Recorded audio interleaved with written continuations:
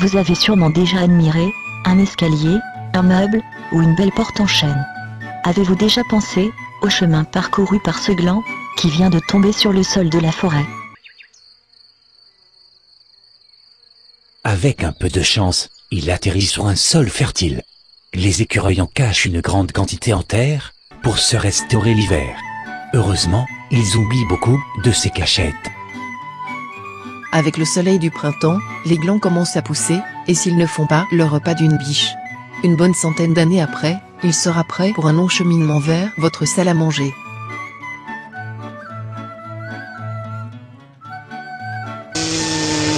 Dans une forêt, il suffit de tronçonner la base de l'arbre convoité, découper les branches en bûches et de débarder la grume jusqu'au bord d'un chemin ou d'une route carrossable.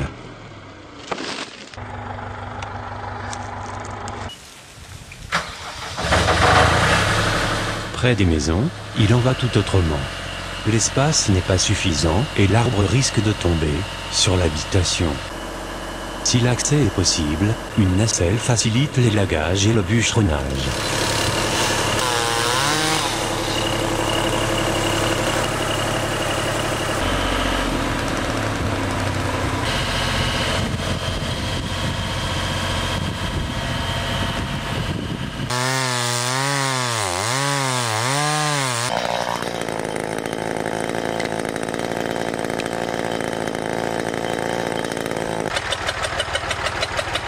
Quand il ne reste que le tronc, on pourra avec un peu d'expérience le coucher exactement à l'endroit souhaité. Les troncs d'arbres abattus sont appelés grumes.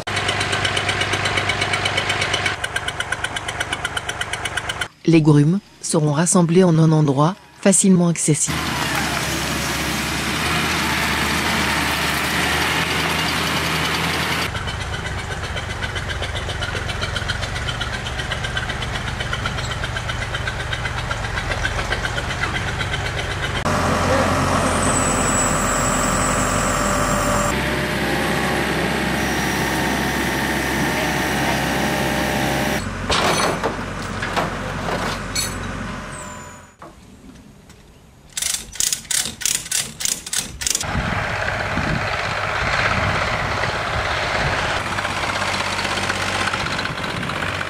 Elles peuvent patienter 1 an ou 2 en attendant le sciage. Après quoi, il faudra encore quelques années de séchage avant de les utiliser en menuiserie ou en ébénisterie.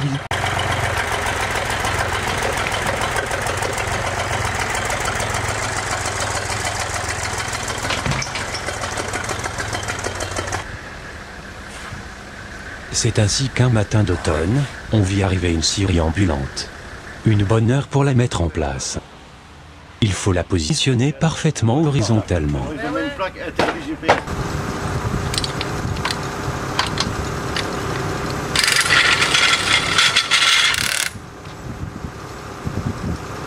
Les pièces en mouvement ont été bloquées pour le transport. Quelques réglages et on peut y aller pour le sciage. Une scie, ruban, à plaquettes de tungstène est utilisée.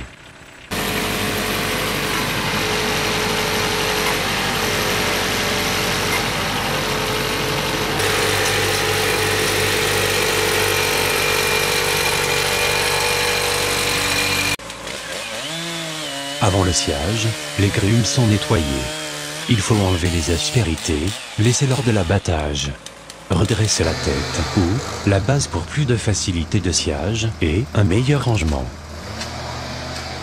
Pour les grumes qui ont patienté un certain temps, il est préférable de les écorcer pour éviter les petits cailloux qui se seraient calés dans les crevasses de l'écorce. La scie ambulante est équipée d'un système de levage pour charger les grumes. Si elles sont à proximité, il suffit de les rouler sur les pattes de levage.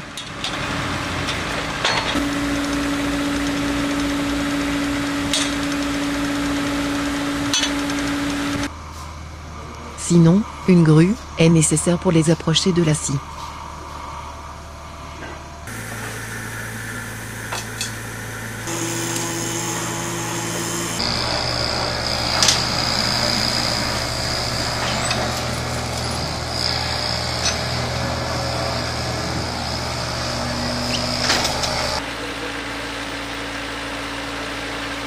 Les grumes étant souvent légèrement coniques, il est important de placer l'axe de la grume horizontalement. À cet effet, un réglage vertical est possible.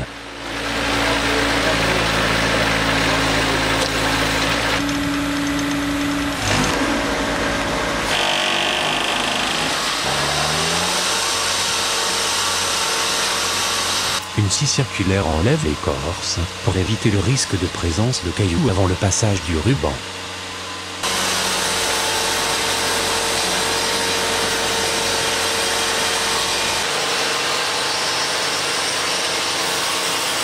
La première planche, sciée, bas d'une grume s'appelle d'os.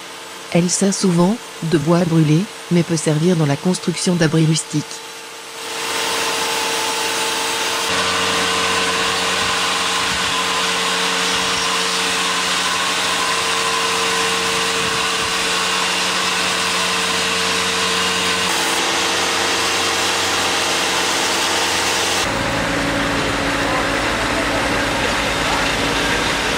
Une fois la dosse sciée, on peut retourner la grume pour avoir une surface plate sur la scie et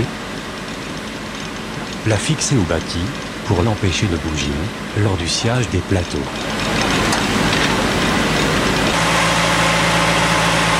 L'épaisseur des plateaux est programmée sur l'ordinateur de bord de la scie. Il est préférable de programmer des plateaux plus minces en début et en fin de sciage pour éviter des pertes de bois dues à la largeur de l'aubier.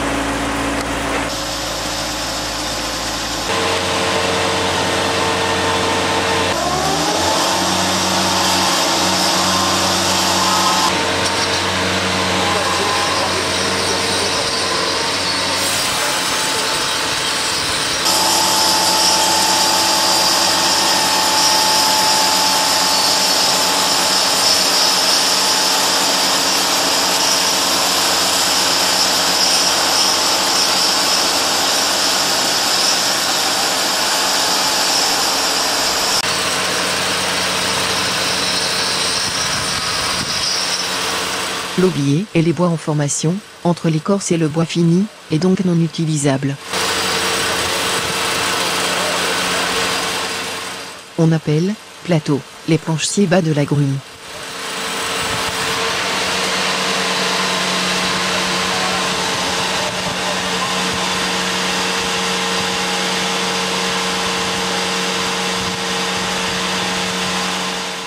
Les plateaux seront empilés avec des cales intercalaires pour permettre au plateau de sécher.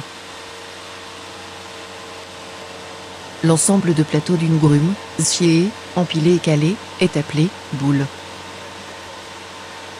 Pour occuper moins de place, les plateaux peuvent être avivés. On va éliminer les parties inutilisables et comme l'aubier, les fentes, les nœuds, pour ne garder que des pièces de bois sain, de dimensions utilisables, pour les travaux de menuiserie ou d'ébénisterie.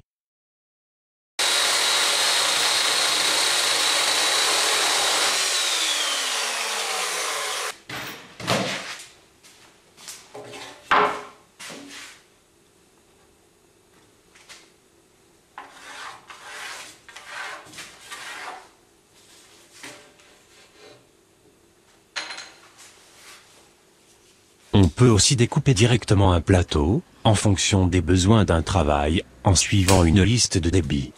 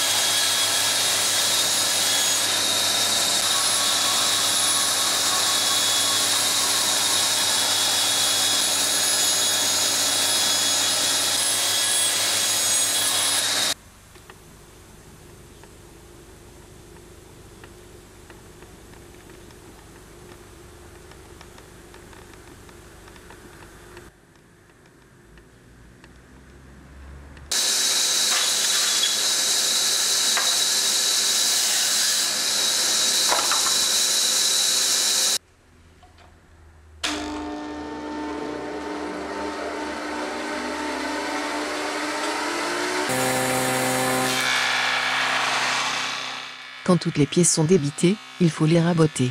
Chaque pièce de bois a 4 faces, donc 4 opérations. Pendant le séchage, les plateaux peuvent bomber ou se tordre en fonction des nœuds. D'abord dégaucher une face pour la rendre parfaitement plane.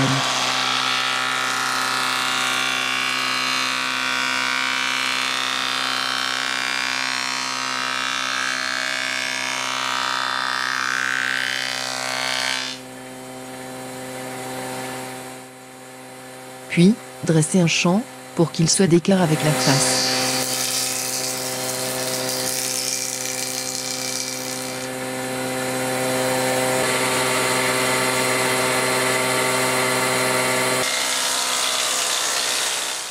Ensuite, mettre les pièces à la largeur voulue, et enfin, les passer à la bonne épaisseur.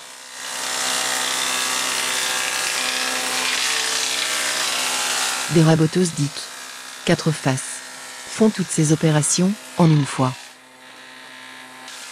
Chaque pièce de bois va prendre sa place dans les futures portes, en fonction de petits défauts qu'on aura tolérés lors du débitage, de façon à les rendre le moins visibles possible. On appelle cette opération établir. Un bout de chaque bois est dressé.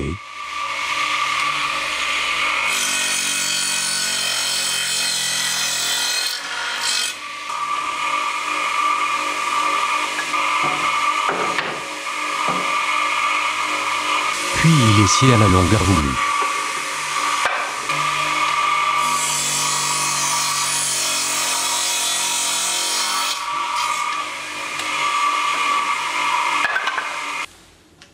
L'emplacement des mortaises est tracé sur le champ des montants.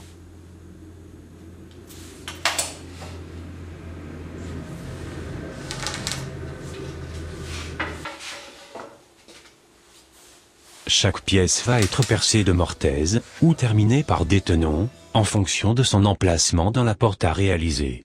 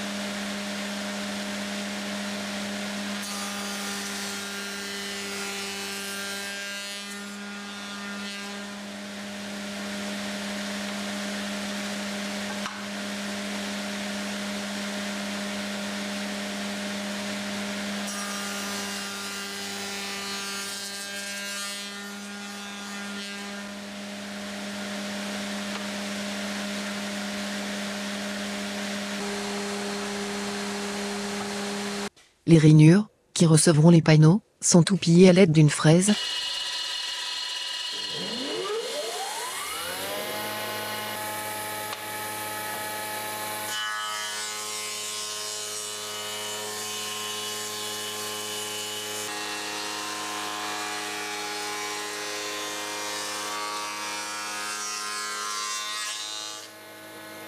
Et des moulures, ou des chanfreins, agrémenteront l'ouvrage.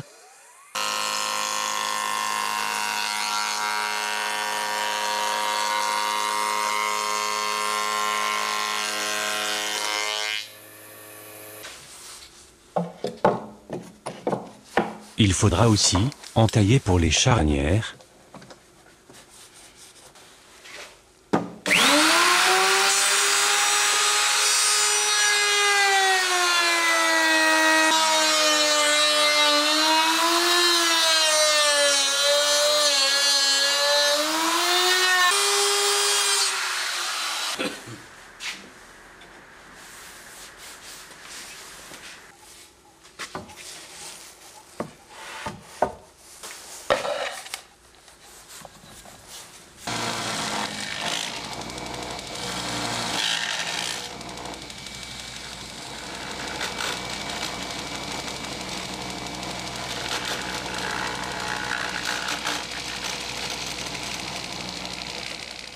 et percez une mortaise pour la serrure.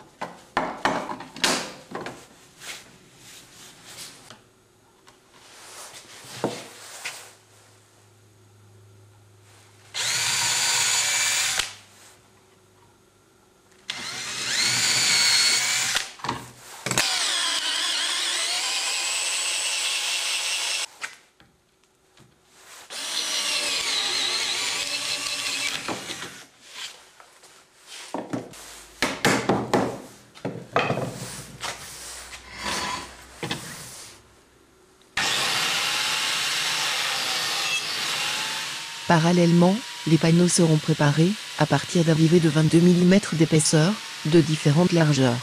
Elles seront sciées à longueur, et collées entre elles, pour obtenir la largeur nécessaire à la porte.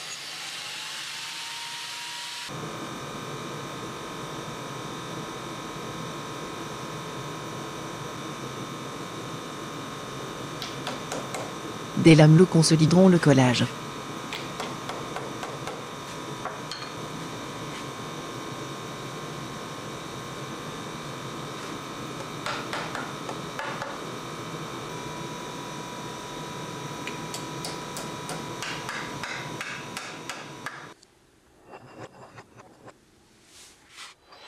Des plates-bandes sont outillées, pour amener les bords des panneaux à l'épaisseur voulue, pour qu'ils pénètrent dans les rainures, des montants et des traverses.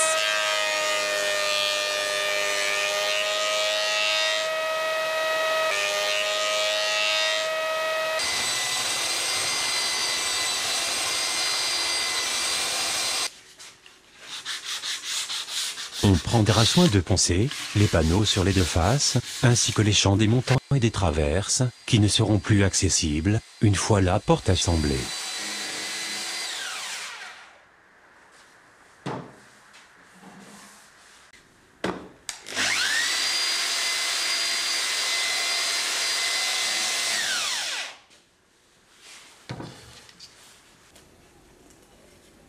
Avant l'assemblage de la porte, il faut aussi les traiter avec du bouche-port, reponcer et vernir, ou teinter.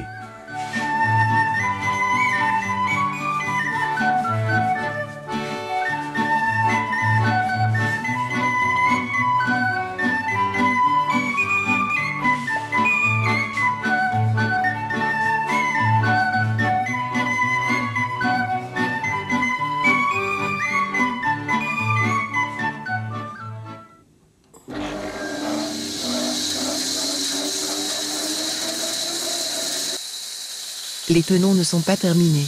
Sciez les épaulements.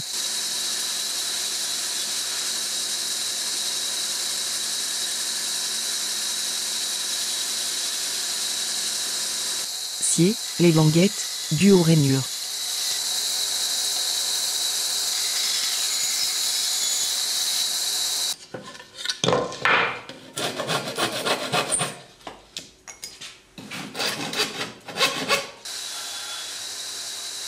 Sciez les coins, vous avez vu que les mortaises ont le fond arrondi. Et là on est prêt pour assembler les portes. Pas si vite. D'abord, rassemblez les bois d'une même porte.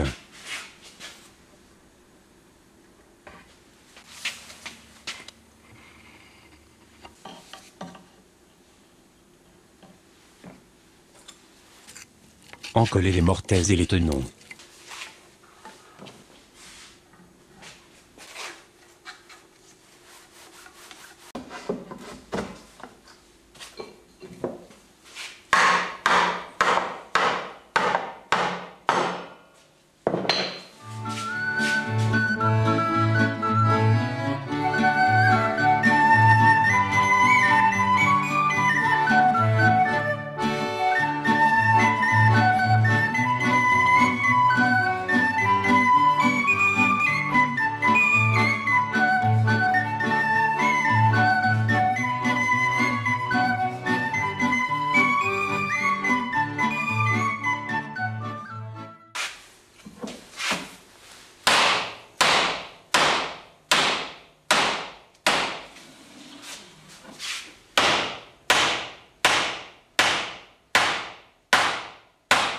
puis assembler et serrer, pour faire joindre les arasements.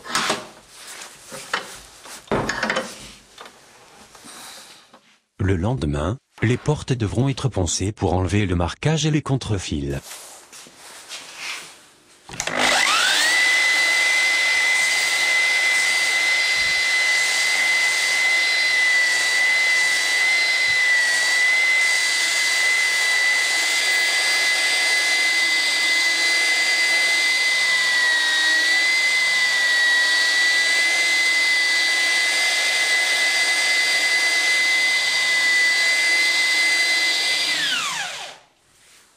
En attendant, on s'attaque au châssis. La partie fixe de la porte. Entailler les pommelles. Rainurer pour le listel, et le coller dans la rainure de l'ébrasement.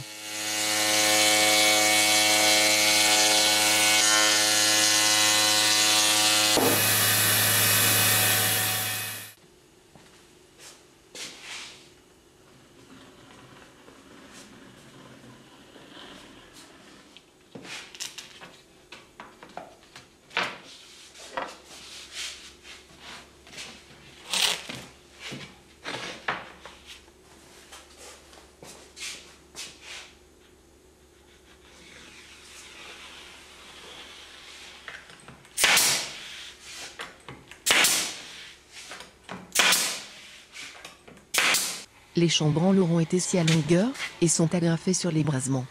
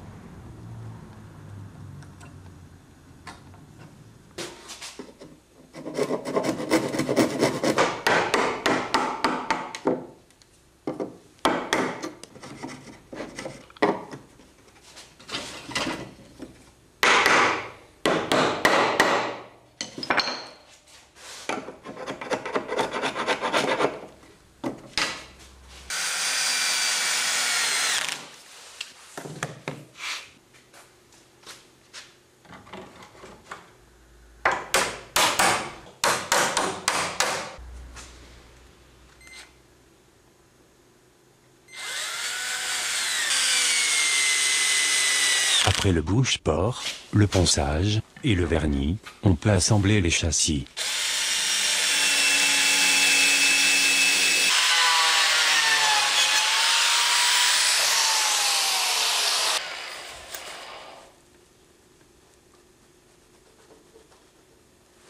Un demi-lamelot fixe les chambranles à la tête.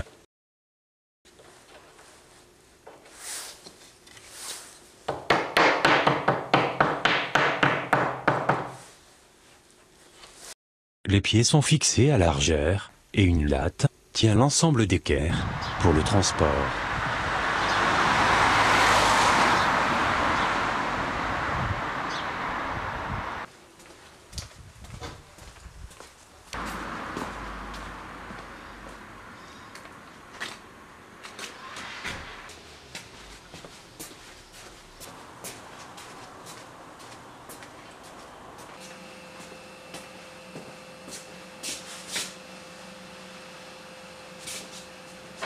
Les châssis sont maintenus dans les baies, à l'aide de serre-joints, puis fixés à la maçonnerie, à la mousse de polyuréthane.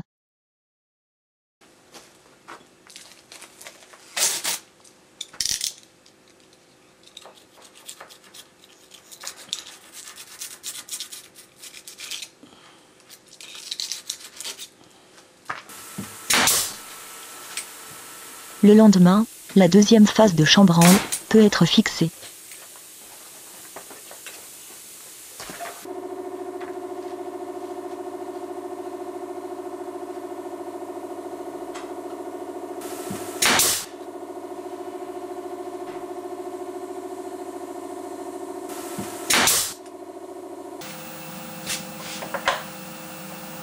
Reste à placer les clenches et les gages de serrure.